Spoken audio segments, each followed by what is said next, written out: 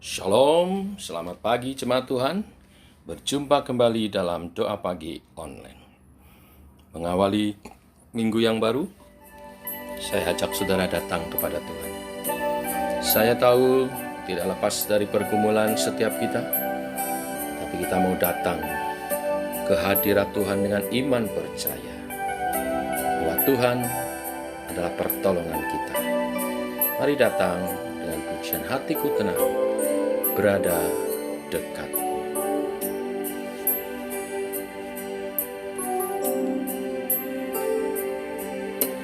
Hatiku tenang, berada dekatmu. Kaulah jawaban hidupku. Hatiku tenang, berada dekatmu. Kau yang pelihara hidupku.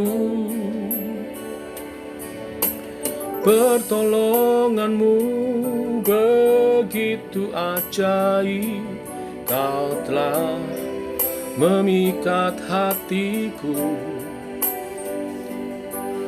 Di saat aku tak sanggup lagi, di situ tanganmu bekerja. Pertolonganmu begitu ajaib, Kau telah memikat hatiku. Kini mataku tertuju padamu, ku rasakan kasih-Mu Tuhan. Hatiku tenang,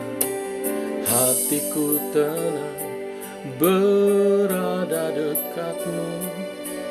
Kaulah jawaban hidupku. Hatiku tenang, berada dekat-Mu. Kau yang pelihara hidupku. Pertolonganmu begitu ajaib, Kau telah memikat hatiku. Di saat aku tak sanggup lagi, di situ tangan-Mu bekerja. Pertolongan-Mu begitu ajaib, Kau telah memikat hatiku. Kini mataku tertuju padamu, ku rasakan kasih-Mu Tuhan.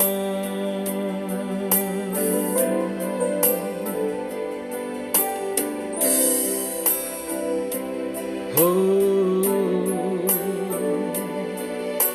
terima kasih Tuhan buat pertolongan, kasih setia-Mu Tuhan, tak lekang oleh waktu, selalu Kau nyatakan menyertai kami.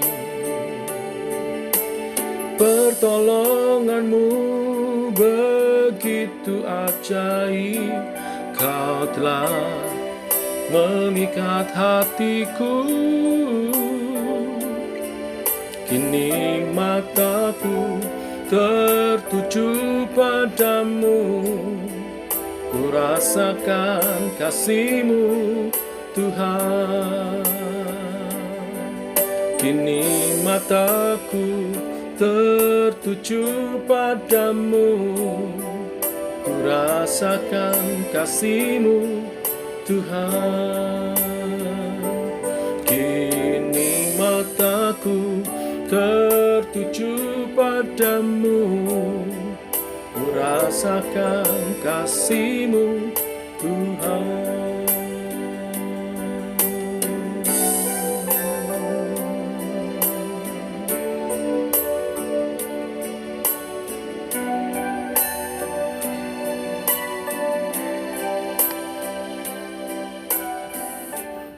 Demikian pujian kami naikkan, bersyukur atas karya Tuhan dalam hidup kami.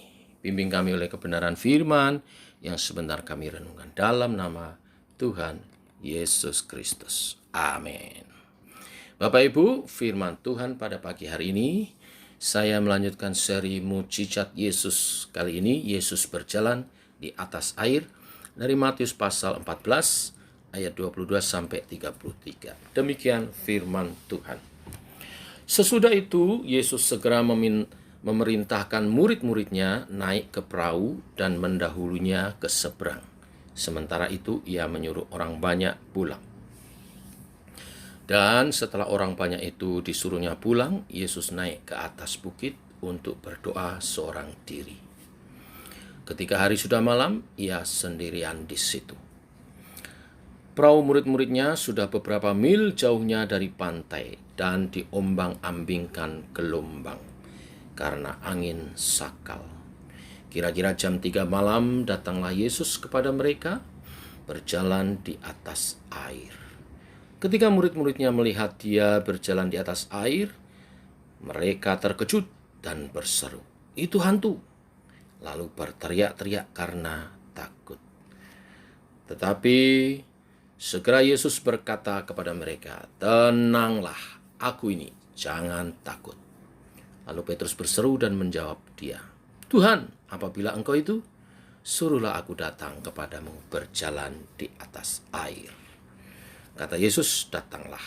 Maka Petrus turun dari perahu dan berjalan di atas air mendapatkan Yesus. Tetapi ketika dirasanya tiupan angin, takutlah ia dan mulai tenggelam lalu berteriak, "Tuhan, tolonglah aku." Segera Yesus mengulurkan tangannya, memegang dia dan berkata, "Hai orang yang kurang percaya, mengapa engkau bimbang?" Lalu mereka naik ke perahu dan angin pun reda, dan orang-orang yang ada di perahu menyembah dia, katanya, "Sesungguhnya engkau anak Allah." Amin. Bapak Ibu, di ayat 22 sampai 23, Yesus menyuruh orang banyak pulang dan menyuruh murid-muridnya menyeberang. Mengapa? Supaya ia bisa berdoa seorang diri. Sekalipun pelayanan merupakan sesuatu yang penting, tetapi itu tidak boleh kita lakukan sedemikian rupa sehingga kita tidak mempunyai waktu pribadi dengan Tuhan. Yesus menyendiri berdoa kepada Bapanya.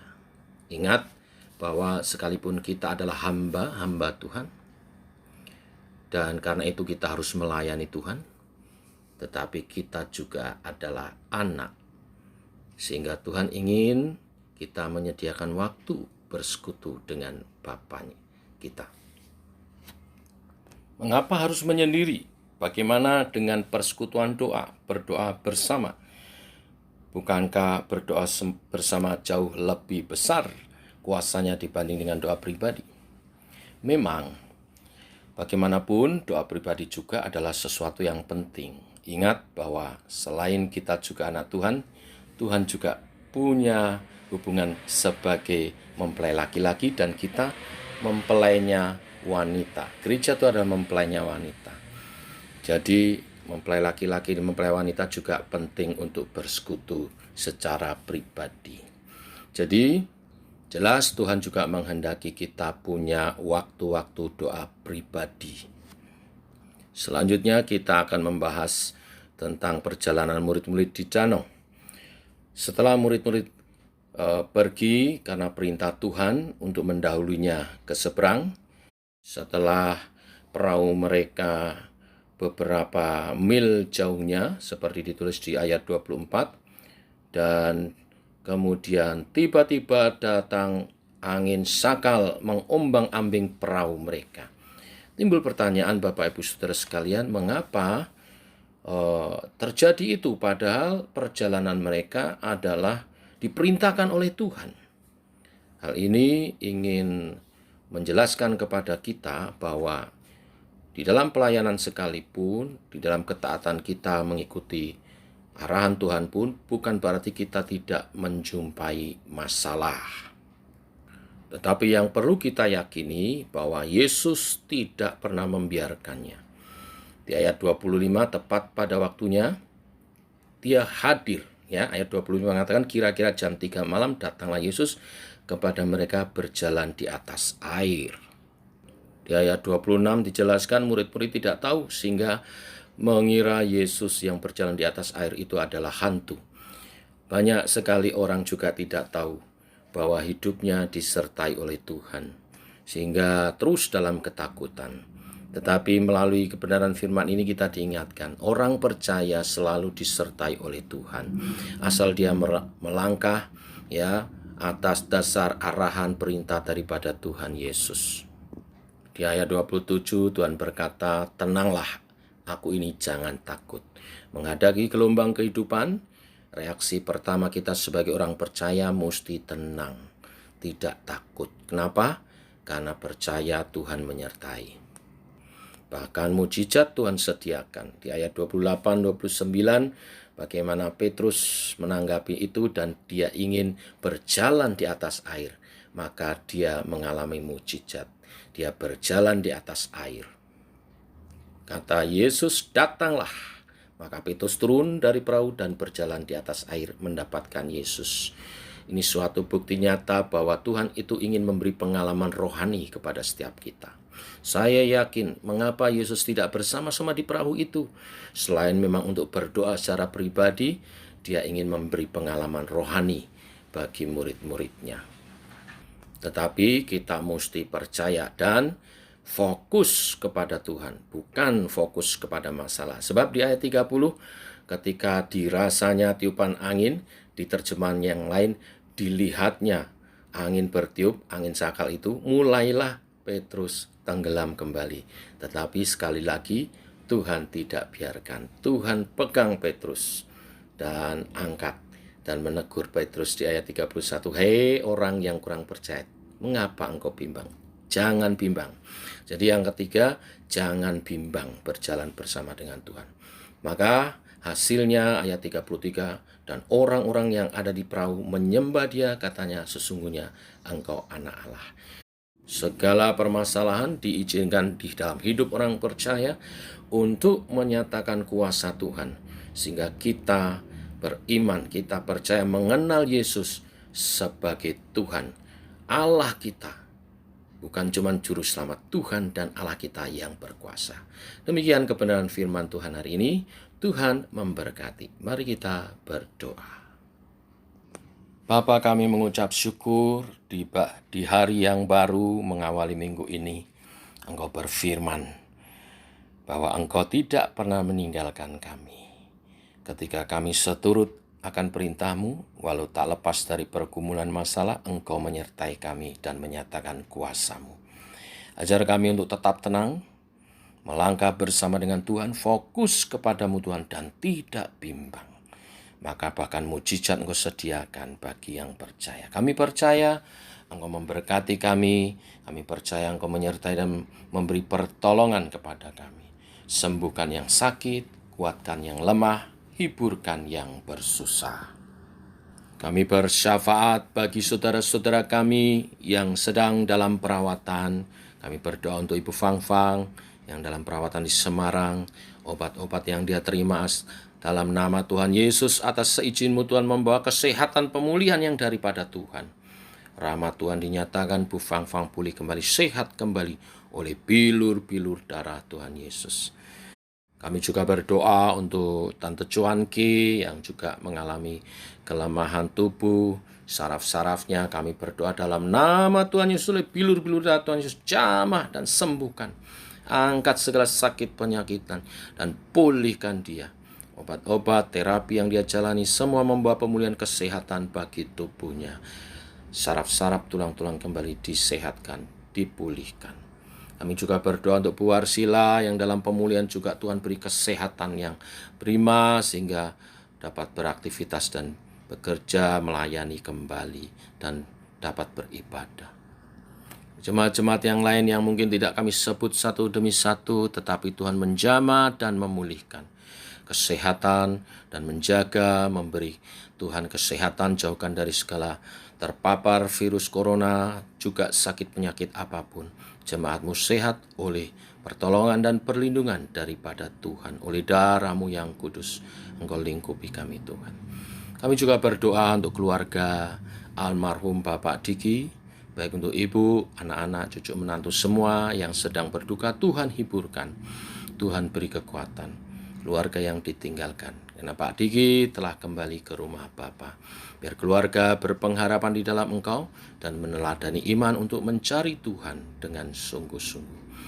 Kami berdoa untuk anak-anak kami yang dalam usia sekolah, SD, SMP, SMA, yang menjalani ujian akhir semester untuk kenaikan kelas. Tuhan beri kesehatan semua.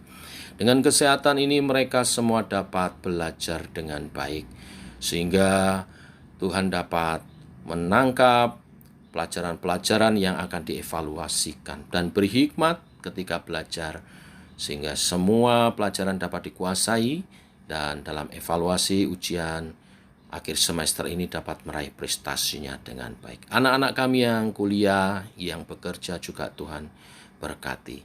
Tuhan tolong supaya dia dapat belajar meraih prestasinya. Berkati pekerjaannya sehingga meraih kesuksesan yang daripada Tuhan. Demikian doa-doa pada pagi hari ini kami naikkan di dalam nama Tuhan Yesus Kristus. Amin. Demikian saudara doa pagi kita. Selamat pagi, selamat berjalan bersama dengan Kristus. Shalom.